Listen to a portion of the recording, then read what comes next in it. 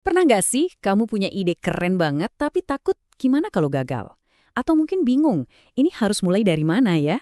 Tenang, ada satu strategi cerdas buat ngetes ide besar kamu itu dengan risiko yang super kecil. Namanya Minimum Viable Product atau MVP. Yuk kita beda bareng-bareng cara kerjanya. Oke, sebelum kita ngomongin solusinya, kita harus paham dulu nih masalah paling gedenya apa. Ada satu pertanyaan krusial yang selalu menghantui setiap kreator, dan jawabannya bisa jadi penentu antara sukses besar atau ya gagal total. Coba deh bayangin sejenak, dengan semua waktu, uang, dan energi yang udah kamu curahin, apa sih satu kesalahan fatal yang bisa bikin semua jerih payah kamu itu sia-sia bahkan sebelum produknya nyentuh pasar? Jawabannya ternyata simpel tapi ngeri banget. Bikin sesuatu yang gak ada yang mau. Bayangin, kamu capek-capek berbulan-bulan, mungkin bertahun-tahun, ngerakit mesin yang menurut kamu sempurna. Tapi pas diluncurin, sepi, gak ada yang peduli. Nah, inilah mimpi buruk yang mau kita hindari pakai konsep MVP. Jadi, gimana caranya kita keluar dari jebakan ini? Nah, disinilah MVP datang sebagai penyelamat. Anggap aja ini cara cerdas buat berhenti nebak-nebak dan mulai beneran ngetes asumsi kamu ke pengguna asli. Jadi, apa sih MVP itu sebenarnya? Intinya gini, ini tuh versi produk kamu yang paling minimalis, tapi udah bisa jalan. Kuncinya ada di kata viable atau layak pakai. Produk ini harus udah bisa ngasih nilai inti ke pengguna pertamamu. Tujuannya bukan buat bikin jutaan orang kagum, bukan. Tapi buat dapetin satu hal yang paling mahal, pembelajaran. Nah, ini penting banget nih dan sering banget orang salah kaprah. MVP itu bukan prototipe. Prototipe itu ibarat maket rumah. Cuma buat dipamerin, kelihatan keren tapi nggak bisa ditinggalin. Nah, kalau MVP itu rumah beneran. Mungkin kecil, sederhana, catnya masih seadanya tapi kamu bisa tinggal di dalamnya. Bedanya apa?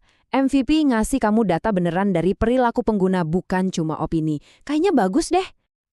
Oke, mungkin kamu mikir, kenapa sih harus minimum? Kan kita maunya bikin yang paling keren, yang terbaik. Justru disitulah jeniusnya pendekatan MVP. Minimum di sini tuh justru sebuah fitur, bukan kekurangan. Gini, kekuatan minimum itu ada di fokusnya.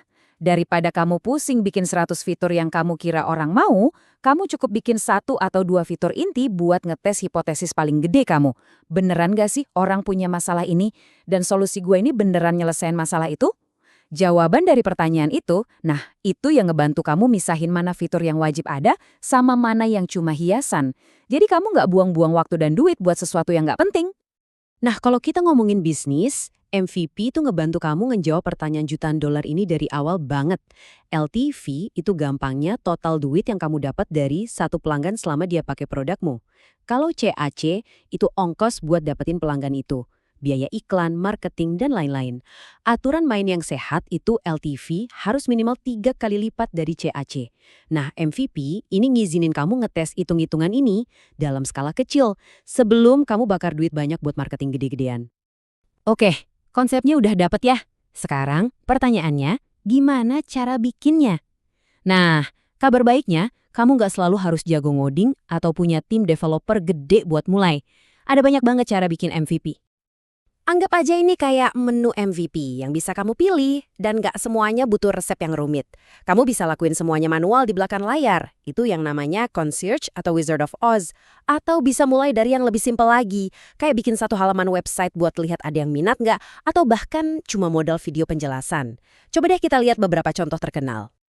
Salah satu contoh paling legendaris, ya Dropbox. Dulu, sebelum produknya jadi, mereka cuma bikin video simple yang nunjukin cara kerjanya gimana. Gak disangka, video itu viral. Puluhan ribu orang langsung daftar pengen coba. Ini bukti validasi pasar yang kuat banget. Cuma dari satu video. Dan contoh keren lainnya, Airbnb. Awalnya banget, para pendirinya itu turun tangan langsung. Bener-bener manual. Mereka yang motoin apartemennya, mereka yang balesin email tamu, mereka yang ngurusin semuanya. Mereka jadi semacam concierge pribadi buat ngebuktiin satu hal. Orang-orang ternyata mau loh nyewa tempat dari orang asing. Nah, apapun jenis MVP yang kamu pilih, semuanya itu digerakin sama satu mesin yang sama. Sebuah siklus yang terus berputar, yang jadi jantungnya inovasi. Kita sebut aja siklus emas. Bangun, ukur, dan belajar. Caranya simple banget, tapi super efektif. Pertama, Kamu bangun versi paling dasar dari ide kamu. Terus kamu ukur apa yang beneran dilakuin pengguna, bukan apa yang mereka bilang ya, tapi apa yang mereka lakuin.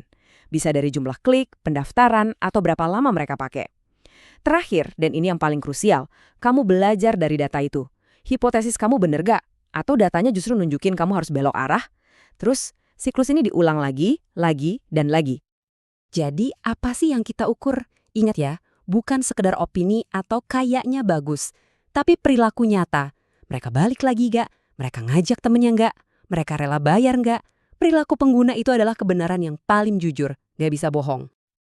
Oke, teorinya kedengeran keren kan? Gampang. Tapi prakteknya ada satu tembok mental yang gede banget yang sering ngehalangin orang buat mulai. Keinginan buat semuanya jadi sempurna. Yuk kita bongkar tembok ini. Nah, ini dia musuh utamanya, perfeksionisme. Kita takut produk kita kelihatan jelek, kelihatan belum jadi, takut dijudge, takut dikritik. Padahal, ironisnya, justru dengan nungguin sempurna, kita malah kehilangan kesempatan emas buat belajar apa yang beneran dibutuhin sama pengguna. Ada satu kutipan yang menurut saya ngena banget dan lucu. Jangan tunggu sempurna untuk mulai. Bahkan wifi kampus aja nggak pernah stabil tapi tetap berfungsi. Ingat, produk yang udah jalan dan ada di tangan pengguna, walaupun masih banyak kurangnya, itu jauh lebih berharga daripada ide sempurna yang cuma mendep di kepala kamu. Jadi, sebagai penutup, saya mau kasih tantangan nih buat kamu. Coba pikirin lagi ide besar yang lagi kamu simpan itu. Sekarang, lupain soal sempurna. Coba jawab pertanyaan ini. Apa versi paling simple, paling sederhana dari ide itu yang bisa kamu tes ke pengguna beneran? Mungkin besok atau lusa? Itulah langkah pertama kamu yang sesungguhnya.